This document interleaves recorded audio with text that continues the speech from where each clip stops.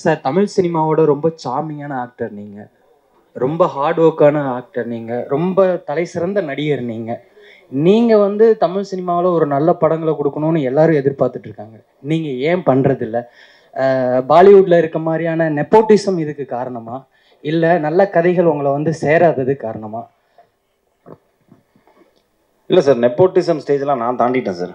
அதெல்லாம் இப்போ இருக்கிற இப்போ இருக்கிற ஜென்ரேஷனில் ஒரு 2 படம் 3 படம் பண்ணவங்களுக்கு வேணால் மேபி இருக்கலாம். நான் ஸ்டார்ட் பண்ண டைமில் சினிமா ரொம்ப ஓப்பனாக இருந்தது. ஆக்சுவலாக வாரிசு நடிகர்கள் வந்து நம்மளை வந்துட்டு போட்டு அழுத்துற மாதிரியான சுச்சுவேஷன்லாம் இங்கே யாருக்குமே இல்லை. அதாவது இங்கே இப்போ தமிழ் சினிமாவை பொறுத்த வரைக்கும் வந்துட்டு நீ உழைச்சா உனக்கு காசு, உனக்கு திறமை இருந்தால் நீ ஏறி போயிட்டே இருக்கலாம், இவ்வளோ தான் கணக்கு. ஸோ அதுதான் வந்துட்டு நான் இருந்த டைம்லேருந்து இப்போ வரைக்குமே. ஆனால் அதுதான் பேசிக்காகவே இருக்குது. நான் இல்லை சார், சில சம்டைம்ஸ் என்ன ஆகுதுன்னா, ஒரு ஸ்டேஜுக்கு மேலே நம்மளே பிடிச்சி இழுத்து போக வேண்டியிருக்குல்ல. அப்படி இருக்கும்போது ஒரு சில நல்ல கதைகள் வருது, ஆனால் அதுக்கு வந்துட்டு சரியான தயாரிப்பாளர் அமைய மாட்டேங்குது. அந்த மாதிரி அந்த கரெக்டான டைமில் வந்துட்டு அந்த 3 டாட்ஸை கனெக்ட் பண்ணும்போது நம்மளுக்கு வந்துட்டு அடுத்த லெவல் போகிறதுக்கான ஒரு வாய்ப்பு கிடைக்கும். அந்த மாதிரி நடக்க மாட்டேங்குது. ஸோ எனக்கு என்ன வருதோ அதை நான் கரெக்டாக பண்ணி போயிட்டு இருக்கிறதுனால தான் வந்துட்டு நீங்கள் சொல்கிற மாதிரி இந்த கேள்விக்கு வந்துட்டு நான் பதில் சொல்ல வேண்டியிருக்கு. என்னென்னா, ஏன் நீங்கள் அடுத்த லெவல் போகலங்கிறதா உங்களோட கேள்வி. ஸோ அது காரணமே இதுதான். என்னென்னா, நம்மளுக்கு ஒரு விஷயம் இப்போ ஃபார் எக்ஸாம்பிள் எடுத்துக்கிட்டிங்கன்னா, நான் ஒரு 2 மாதம் முன்னாடி ஒரு எக்ஸ்ட்ராடனரி ஸ்கிரிப்ட் கேட்டேன். அந்த ஸ்கிரிப்டுக்கு வந்துட்டு ஒரு ப்ரொடியூசர் வந்துட்டு அந்த டைரக்டர் எடுத்துகிட்டு வந்தார். ஆனால் அந்த ப்ரொடியூசருடைய ஆப்ஷன் வேறு ஆர்டிஸ்டாக இருக்குது. புரியுதுங்களா? ஸோ இப்போ இந்த இடத்துல நான் சண்டை போட வேண்டிய விஷயம் என்னன்னு பார்த்தீங்கன்னா வந்துட்டு, அந்த கதையை நான் எனக்கு பண்ணுறதுக்கு அந்த டைரக்டரையும் அந்த கதையும் தக்க வைக்கணும். அதுக்கு நான் என்ன பண்ணணும்? ஒன்று நான் ப்ரொடியூஸ் பண்ணணும், இல்லைன்னா எனக்கு தெரிஞ்ச யாரையா ஃப்ரெண்ட்ஸை கூப்பிட்டு ப்ரொடியூஸ் பண்ண வைக்கணும். அது முடியுமா? முடியாது. அப்போ அந்த கதை எங்கே போகும்? அடுத்த ஆர்டிஸ்ட்க்கு போய் அந்த படம் பெரிய வெற்றி அடையும் போது. ஸோ இப்படியே தான் போயிட்டுருக்கு. அது ஒரு மாதிரி செயினாக போயிட்டு இருக்கிறதுனால தான் வந்துட்டு, ஸோ நம்மளுக்கு இருக்கிற விஷயத்த நம்ம அழகாக நம்மளை நம்பி வரவங்களை ரொம்ப அழகாக நம்ம வச்சு நம்ம அடுத்தடுத்த லெவல் போகிறதுக்கு முயற்சி பண்ணிகிட்டே இருக்கணும். அவ்வளோதான் சார், ஒன்றுமே பண்ணவே முடியாது. That is how it works. When you don't have a push, you have to accept the fact. அவ்வளோதான். இதுதான், இதை புஷ் பண்ணி போவோம், எங்கேயோ ஒரு டைமில் வரும். அவ்வளோதான். மற்றபடி நெப்போட்டிசம்லாம் கிடையாது சார். தமிழ் சினிமா பொறுத்த வரைக்கும்லாம் எனக்கு தெரிஞ்சு எல்லாரையும் வந்துட்டு வாழ வச்சுட்டு இருக்கு தமிழ் சினிமா. நீ வந்து திறமையோடு இருக்கியா, உழைக்கிறியா, ரெடியாக இருக்கியா, போயிட்டே இருக்கலாம் மேலே. அவ்வளோதான். Thank you sir. பக்கத்தில் ma'am. Hello ma'am. I'm a very big fan of you ma'am. சின்ன வயசுலேருந்து மட்டும் சொல்லிடாதீங்க மேம். இப்போ வந்து ஹேமா கமிட்டி அப்படிங்கிற ஒரு விஷயம் வந்து கேரளாவில் ரொம்ப வைரல் ஆகிக்கிட்டு இருக்கு. அதுக்கான மேடை இது கிடையாது சார். நீங்க பேச வேண்டிய இடத்துல இருக்கீங்களா மேம்? இல்ல, பேச வேண்டியவங்க பேசணும். பெண்கள் நிறைய பேசிட்டாங்க, பேச வேண்டியது பேசணும். So this is not the time. அந்த கொஸ்டினுக்கான மேடை இது கிடையாது சார். படம் குறித்து உங்களுடைய கேள்விகள் இருக்கட்டும். பரத் சார் சார் சொல்லுங்கள் சார். இங்கேருந்து பார்க்குறப்போ நிறைய ஆடியோ ஃபங்க்ஷன் இந்த மாதிரி ப்ரெஸ் மீட்லாம் கலந்துருப்போம். ஆனால் இவ்வளோ ஹீரோயின்ஸ் மேடையில் இருக்க மாட்டாங்க, வெறும் ஆம்பளைங்களே உள்ள மீட்டிங்லாம் பார்த்துருக்கோம். இவ்வளோ ஹீரோயின்ஸ் இங்கேருந்து பார்க்குறப்ப எங்களுக்கே மகிழ்ச்சியாக இருக்குது. படத்தில் நடித்த உங்களுக்கு எப்படி இருந்தது? நடித்தது ஒரே ஒரு ஹீரோயினோடங்க. இது வந்துட்டு 4 கதை சேர்ந்த ஒரு படங்கிறதுனால 4 கதையோட மொத்த ஹீரோயினும் இங்கே இருக்காங்க. ஆனால் நான் நடித்தது அந்த ஒரே ஒரு ஹீரோயினோட தான், சினியோட தான் நடிச்சிருக்கேன் நான். ஆமாம், நான் இல்லை, இவங்களோட காம்பினேஷன் இருக்குது. அஞ்சலி அவங்களோட இருந்தது, பட் இவங்க மேடமோட இல்லை. மற்றபடி பவித்ரா லட்சுமி அவங்களோட இல்லை. பட் ஆனால் இந்த கதை வந்துட்டு கொஞ்சம் விமன் எம்பவர்மெண்ட் நிறைய இருக்குது இந்த படத்தில். நிறைய விமனுக்கு நிறைய இம்பார்ட்டன்ஸ் இருக்குது இந்த படத்தில். ஸோ அந்த வரைக்கும் எனக்கு சந்தோஷம் தான். பட் நடித்தது ஒரு ஹீரோயினோட தான். அதே மாதிரி பரத் சார், உங்கள் இளமையோட ரகசியம் சொல்லுங்கள். ஏன்னா நான் வந்து 31 வருஷம் ஃபீல்டில் இருக்கேன், ஆனால் கிழவனாவே மாறிட்டேன். நீங்கள் 21 வருஷம் ஆனாலும் அப்படியே இருக்கீங்க, அது எப்படி?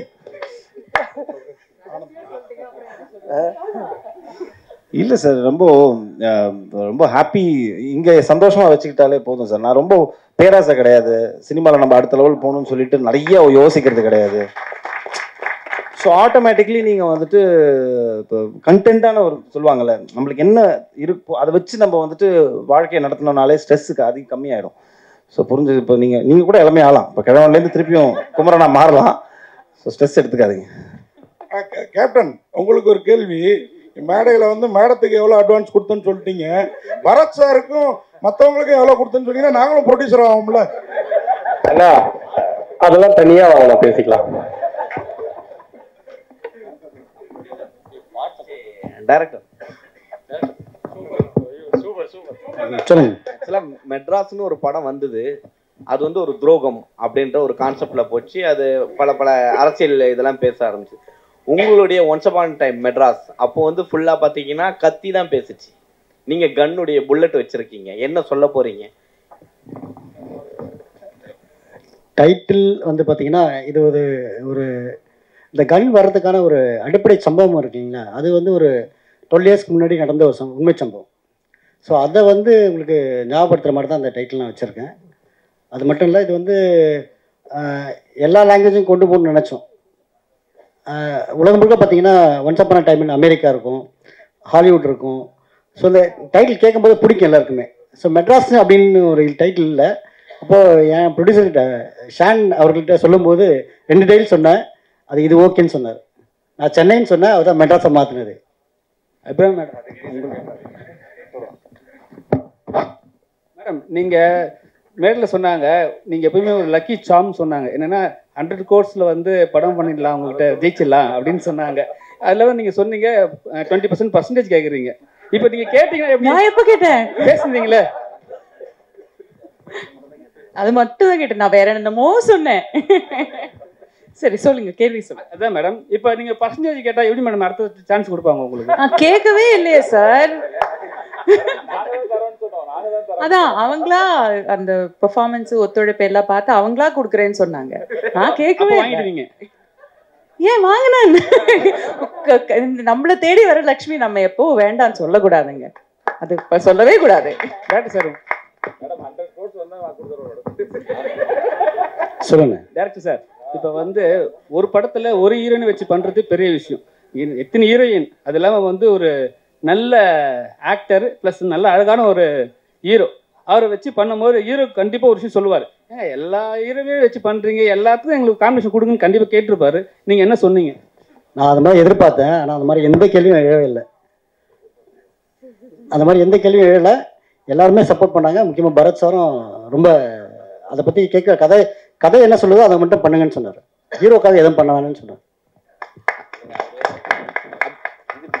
இது பேசிக்கலி ஒரே படத்துல 4-5 ஹீரோயின்ஸ் நடிக்கிற படம் இல்லை. இது பக்கத்து வீட்டு கதை, அந்த வீட்டு கதை, அந்த வீட்டு கதைன்னு சொல்லிட்டு 4 வீட்டு கதையோடையும் சேர்ந்து கடைசியில வந்துட்டு வரும். ஸோ எங்க வீட்டுக்கு ஒரு பண்டாட்டி தானே இருக்க முடியும், அவ்வளவுதான். அதோட அம்மிக்கிட்ட உட்காரணும். அடுத்த வீட்டுக்கு வேற ஒரு கதை இருக்கும். ஸோ இப்போ நீங்க குழப்பிக்கிட்டீங்க. பரத் சார் ஒரு ஹீரோ இருக்காரு, 4 ஹீரோயின் இருக்காங்களே, எனக்கு தான் காம்பினேஷன் தெரியலையாங்கிற கணக்கே வராது. ஏன்னா இது 4 வாழ்வியல் சம்பந்தப்பட்ட ஒரு படம். புரிஞ்சிருச்சுங்களா? 4 பேரோட கதை, அது மொத்தமா வந்துட்டு ஒரு பிஸ்டல்ல மர்ஜ் ஆகும்.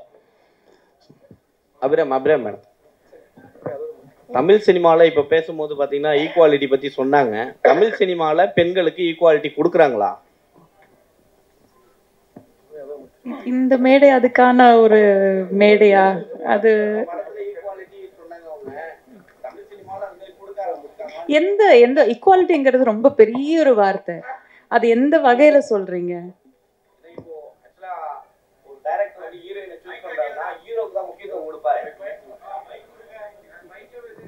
ஹீரோக்கு மட்டும் தான் முக்கியத்துவம் படத்துல எப்பயுமே இருக்கும். ஸோ ஹீரோயினுக்கு அந்த போர்ஷன் மட்டும் தான் இருக்கும். அதை வச்சு கேட்குறேன். எனக்கு ஐ டோன்ட் நோ, இது இந்த கேள்வி இந்த ஒரு மேடையில் எப்படி பதில் சொல்றதுன்னு தெரியல. இந்த படத்துல பாத்தீங்கன்னா எல்லா கேரக்டருக்குமே அதுக்கான ஸ்பேஸ் இருக்கு. அது ஆண் பெண்ங்கிற வித்தியாசமே கிடையாது. ஒரு டிரான்ஸ்ஜெண்டர் உமன் கூட நடிச்சிருக்காங்க, அவங்களுக்கான ஸ்பேஸ் கூட இந்த படத்துல இருக்கு. ஸோ இந்த படத்தை பொறுத்த வரைக்கும் எல்லா கேரக்டருக்குமான ஈக்குவாலிட்டி கண்டிப்பா இருக்கு. தமிழ் சினிமா ஒட்டுமொத்தமா பேசக்கூடிய மேடை இது கிடையாது. அது நம்ம தனியா ஒரு காஃபி குடிச்சு நம்ம பேசலாம். Fine, thank you sir. ஒரு குடும்பம் ஒரு வீடு தான் அப்படின்னு சொன்னீங்க.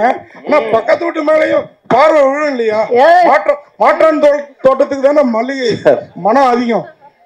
பார்க்கறதோட நிறுத்திக்கிட்டீங்கன்னா உங்களுக்கும் நல்லது, பக்கத்து வீட்டுக்கும் நல்லது. பார்க்கறதுல தப்பும் கிடையாது.